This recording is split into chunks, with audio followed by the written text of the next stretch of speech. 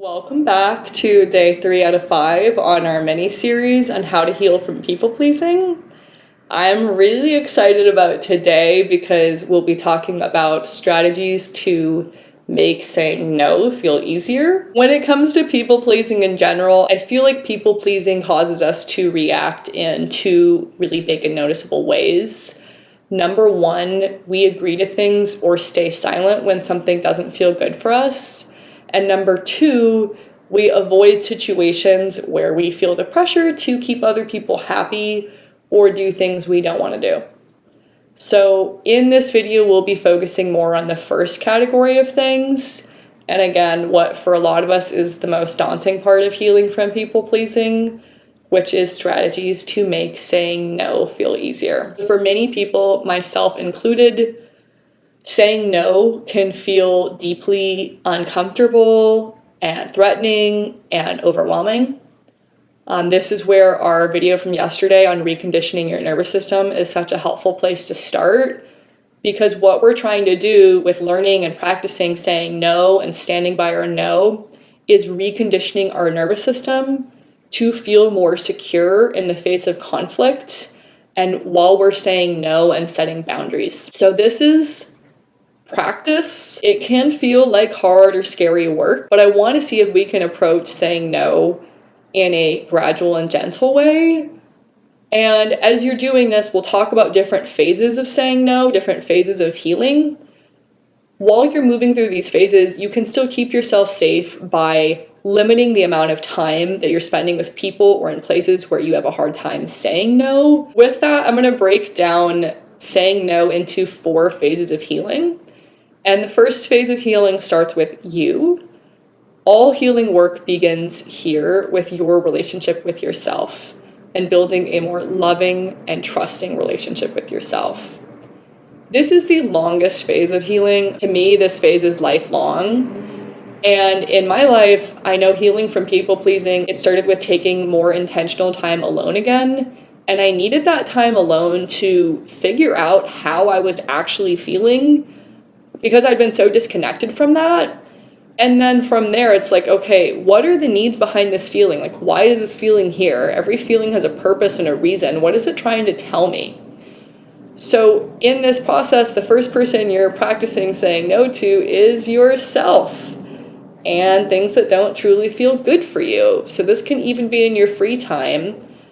If there's something you're feeling that urge to do, and it's maybe an urge to numb, dissociate, kind of shut off, can you practice saying no to that and finding more activities or more ways to spend time where you get to actually be with yourself and notice how you're feeling, positive and pleasurable or negative and painful, and try to learn what your feelings are telling you, because there's something behind them that you're needing that's really important. And as you're building this relationship with yourself, we've got the second phase of healing, which is practicing saying no in your easier and safer relationships. These can be close relationships, close family and friends who treat you with consistent respect and kindness, and who put efforts into making repairs if they ever unintentionally hurt you. But this phase can also be with acquaintances or strangers, people you know less well, just people where you've gotten no red flags and they've so far treated you consistently with respect, consideration, and kindness. Another great type of relationship to practice saying no in this phase is saying no to your therapist, what isn't working for you in therapy, or other trusted healers and supports. With these safer relationships with these people who tend to be really kind and understanding, you're building up your tolerance for conflict with them, for disagreeing, and for having different needs in much lower stakes situations where that person is going to try to be understanding and meet you halfway. As you're practicing this, we'll then get to our third phase, which is saying no to strangers or acquaintances where you just don't know them well enough to know how they will react or to guess that. All of this is practice building up a sense of groundedness and inner security in the face of conflict, sticking it out, even if it's uncomfortable, which it will be. But that's the key. Like, can you stick out those uncomfortable or guilty feelings and see what happens next? Oftentimes, people move past initial disappointment and into acceptance of your preference more quickly than we expect them to, especially if they can tell that you're going to stand by your no, you're not going to budge. People tend to let it go. They're not going to waste too much effort in really pushing back against that. That's what you get on the other side of all of that discomfort and guilt sticking it out with them, is more relief and breathing room to be as you are and to express what works for you, what feels good for you. Now, there are going to be exceptions to this, situations where you will get more pushback to saying no. And that's going to bring us into the fourth and last phase of healing and learning how to say no. That is saying no in more emotionally charged, oftentimes like in some of our oldest relationships. These are the relationships where people have shown to you over time that they have a hard time hearing no and handling that without becoming way more agitated or pushing back. And oftentimes these are some of the people we've been in relationships with for the longest.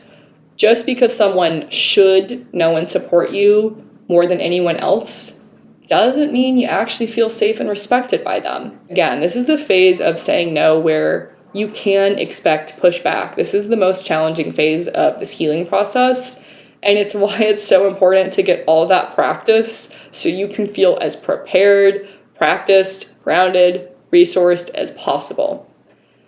During this phase, expect your no to be tested.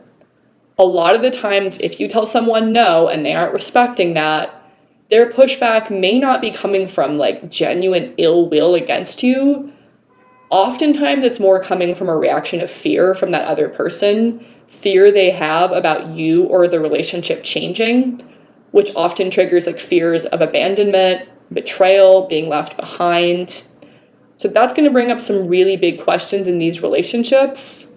Is this person's love for you bigger than their fear of you or the relationship changing? That's a hard question to sit with, and it's hard to sit with what the answer is, but that person will tell you through their actions if their love for you is bigger than their fear. And give this time. Initially, their fear may be a lot bigger, but you might see some letting go and some more acceptance come. This can take weeks, months, and years, though. And as you're sticking this out, this process is also testing similar questions in you. Is your love for yourself bigger than your fear of this other person misunderstanding, not liking you, betraying you, abandoning you? Facing these questions is scary. Again, like prepare, practice. During this phase of healing, please also take breaks. If you're feeling that overwhelm come in and shutting down a lot more, go back to the phase 1 and phase 2 of healing. Spend that time either with yourself, alone again, or with your safest people. You're just restoring your energy, regrounding alone, practicing saying no again within your safer relationships until you feel secure and prepared to go back into those more challenging relationships where you're getting more pushback. So talking through those 4 phases of healing, the last thing I want to close with is a big exception to all of this, which is what do we do in the situations where we're not sure what we want? The answer isn't a clear no. The first thing I would just ask is, I think a lot of the times we instinctively know what feels good or bad for us, but at least for me, I would kind of shut this out. I would shut out what I was feeling because I was judging my feelings as being wrong, or what I was needing as being like making me weak or lazy or not good enough. So that's my first question. Does some part of you know what you actually want, but you're shutting that information out or shutting those feelings out because there's some self-judgment coming in over what you feel and need? Can you get back in touch with like peeling back the layer of self-judgment, just looking at your feeling? What actually feels good or bad for me in this moment? Other times it may truly be like, okay, like one part of me wants this thing, the other part doesn't. And that can create a lot of inner conflict. Let's take an example. If you're out with your friends and a part of you really wants to go home and to rest and has no energy left, and another part feels really disappointed and frustrated by this, wants to stay, is like really treasuring this quality time with your friends. What do you do in this situation?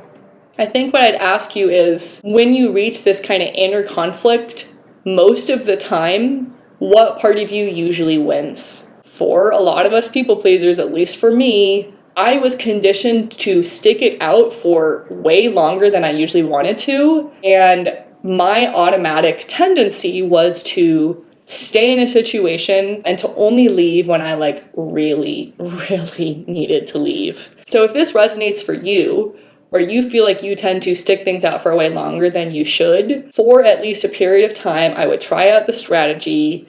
If it's not a hell yes, then it's a hell no. This is a tough strategy, but the essence here is, if you're feeling ambivalent, treat it as a no. This is the process and practice of no longer participating in things that feel neutral to negative for you. And this isn't going to last forever. You won't be saying no to everything forever. But this phase is really crucial to rebuilding your self-trust. By saying yes to everyone else all of the time, there are parts of you that you've been saying no to for a long time. Parts that probably have really deep unmet needs for more rest, space, ease, lightness, whatever that is for you. And this phase of healing is also daunting, because it might start with you saying no to way more things than you say yes to. And it can be scary and overwhelming to realize how much we've been compromising on our preferences for so long. Realizing most of what I was doing, I maybe didn't really want to be doing it, or I didn't want to do it in that way, or I didn't want to do it that long. During this process, just keep following your no until you find your way back to a yes again. This is time to slow down, declutter, simplify, and clear a lot of things that haven't been working for you, or at least aren't working right now. And the biggest part of this phase is re-energizing. Follow that no to find your yes again. I have a client that I work with that stated her goal in this process was to learn how to fill up her own cup again and to let others fall in love with the overflow. I thought that was so beautiful and such a nice way to put this. And I want us to take a moment at the end of this video to imagine this for yourself. What can you imagine the overflowing, energized, rested, and abundant version of you feels like, looks like? What are they doing? What do they want? What do they crave? Just take a moment to connect there to this overflowing version of you. We'll take a breath there together.